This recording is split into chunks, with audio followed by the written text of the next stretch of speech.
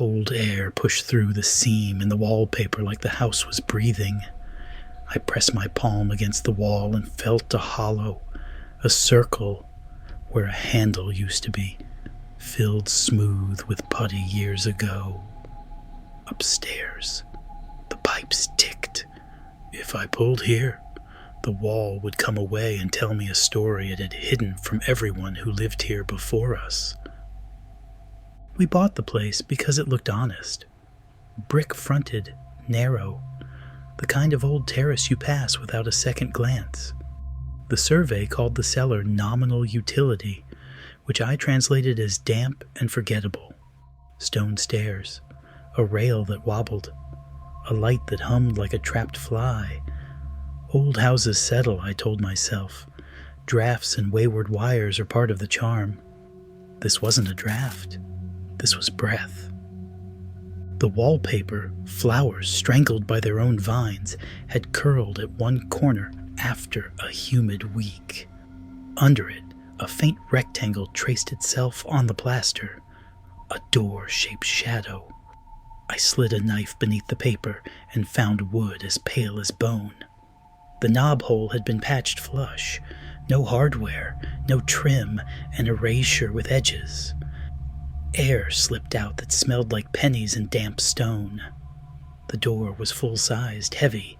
Its hinges were on my side. Whoever sealed it hadn't wanted it to hold, only to vanish. I leaned my shoulder. Wood stuck, then gave with a sound like tearing cloth. Dust poured. Behind that door were 4 stone steps crumbling into a short landing, and another door below, older, iron-strapped, with a black ring handle. The space between the 2 doors felt like a throat. I tried my phone light. The lens turned the landing into a grainy mess. The darkness wasn't absence. It was thinner darkness. Reasonable story, I told myself. Old terraces hide coal vaults and odd substructures.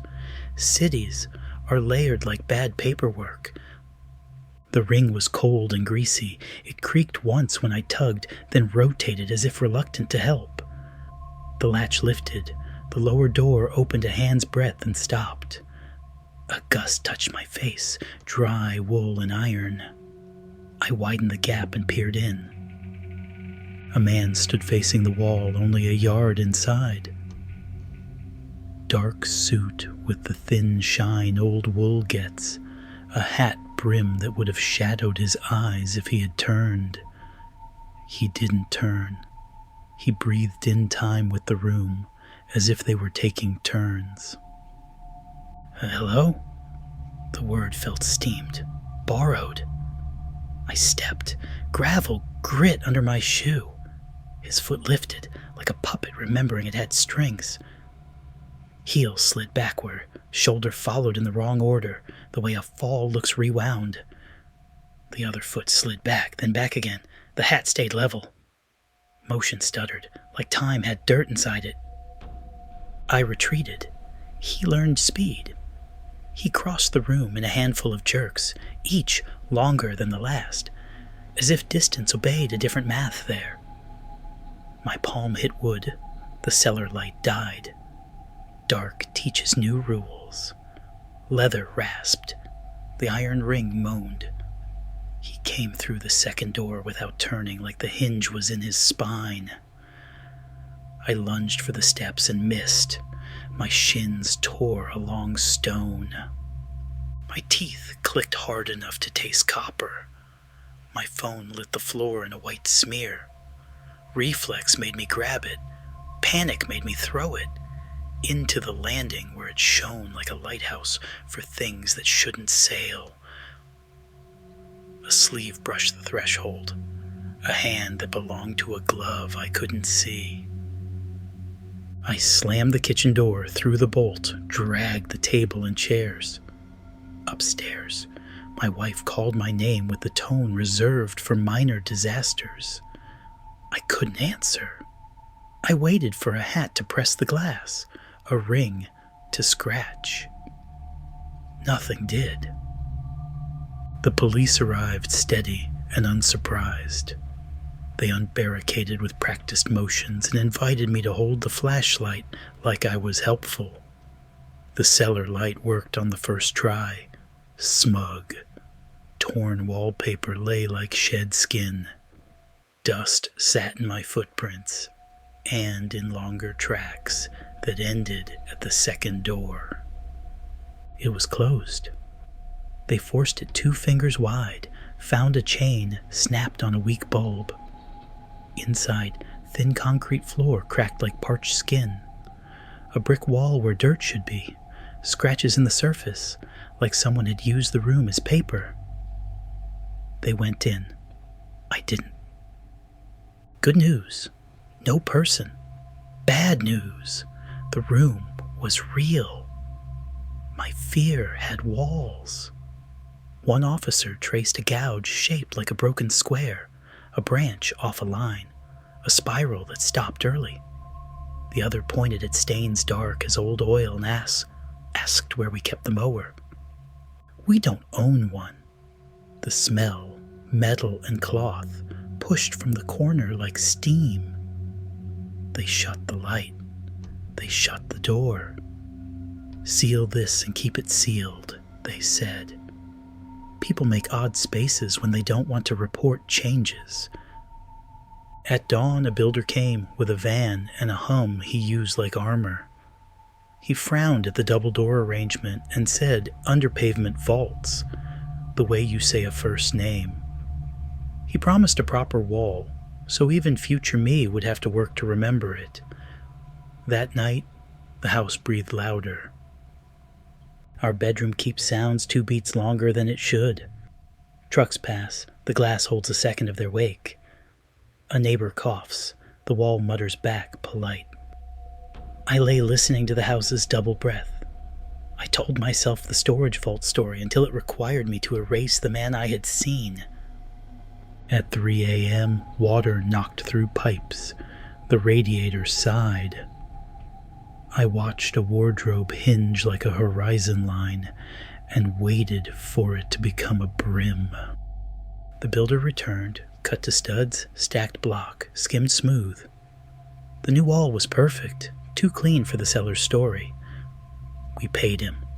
He left rubbing his hands like dry mortar can be washed away if you insist. I thought that would be the end. It wasn't. The marks arrived. A spiral chalked low on our front gate, a line with a branch, a square without a bottom. I wiped it with my thumb. It came away too easily, like it had been waiting to leave. That night, the chalk appeared again, inside, on the cellar door we no longer owned. They weren't letters. They were habits someone else had. The room had loaned them to the house, the way a sick person loans a cough to a bus. I pressed my ear to the new wall. Houses make honest noises. This one rehearsed. Some mistakes feel rehearsed in advance.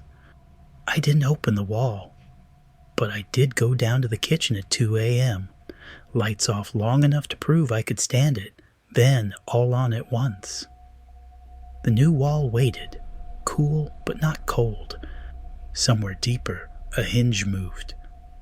Patient.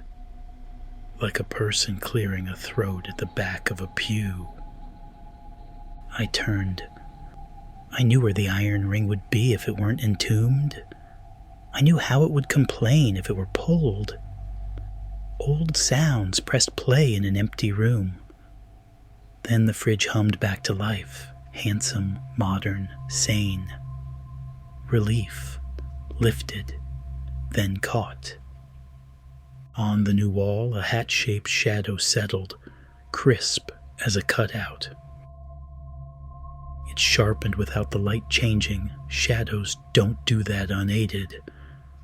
I bumped the table. Chair legs shrieked. The shadow held its shape. Above me, my wife said my name, not as a question, but as a warning. If I named what I saw, I would give it to her. Nothing, I said. the brim thinned to a gray line that daylight could pretend was a stain. We layered solutions like sweaters on a cold child, salt on thresholds, a battery light on the cellar floor, a blessing. For rooms her mother would have wanted holy, the priest smelled like wool. He shook water, said words, and studied the new wall the longest. Some spaces hold memories like glass holds fingerprints, he said, and the shape of the finger isn't the crime. I slept an hour. Morning brought a skipping rope song from the sidewalk. No decade I knew. Small shoe prints dotted chalk dust by the gate. The spiral was perfect now. The square had a bottom. Someone was getting fluent. I tried logic harder. Property records with gaps where certainty should be. Articles about the intruder people see when the brain wakes and the body refuses to follow. It helped at noon, not at 2. On the 7th night, chalk slid along the baseboard like notes on a staff. Under doorways, the way cold moves. It led to the closet. The closet no longer smelled like our clothes. It smelled like everything pressed together and left too long. Inside, no man. Just more wall than yesterday, and a hairline crack above the baseboard that matched the chalk's path. I could have fit a knife blade in and been done. Curiosity is thinner metal than courage. It slides in easier. I didn't. I apologized to the house instead for opening what other hands had closed. Apologizing to a building is like apologizing to the sea. It takes your voice and returns a silence that pretends to be mercy. We moved the bed so we couldn't see the closet. The chalk paused, as if a conversation realized it had been overheard.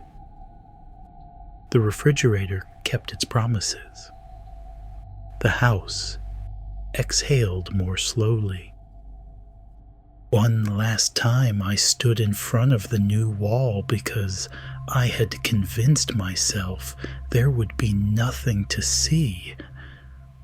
The kitchen bulb hummed like bees that had forgotten why they woke. Hands at my sides, breathing steady. The hat settled on the paint again, the brim tilting, the crown rising. The wall allows an idea of motion to pass through it. I held still until my legs shook. Then I said, "You can have it." I don't know what I offered. The house did. The light thinned. A small sound at the baseboard, like a shoe adjusting its grip. The shadow withdrew. Not all the way. It left a hint of a brim that sunshine couldn't erase. We lasted 3 more months. We sold to a young couple who liked the fridge and the tile. They asked if the cellar was sound. "It's short, and we don't use it," I said, the only truth I could survive. They didn't ask about the new seam at the back of the closet. They didn't notice any smell. On our last night, I went down alone, palm to paint. The wall held steady. The house breathed once, deep, complicated, like someone settling into a chair. I said I was sorry because apologies become habits. Then I turned off the light. If you ever find a door where a wall should be, I can't tell you what to do. People will say, leave it. Others will say, open it. Both are wrong in ways that only make sense in your house, with your breath fogging a seam, and your hand learning whether the wood beneath is ready to forgive you for wanting to know. Some spaces are meant to hold their own air. Some men are meant to face the wall and breathe with their houses. The ones who move backward will always find a way to stand behind your eyes while you decide which one you are. We moved. No cellar. We clapped in the empty living room to test the echo. It sounded ordinary. Exactly what I wanted. When the fridge pauses, I count to 3 and exhale with it. Old habits, old houses, old men in hats who teach timing and never say what they want. When I pass wallpaper seams, I keep walking. The air behind me keeps its own count. I give it that much. It feels like mercy.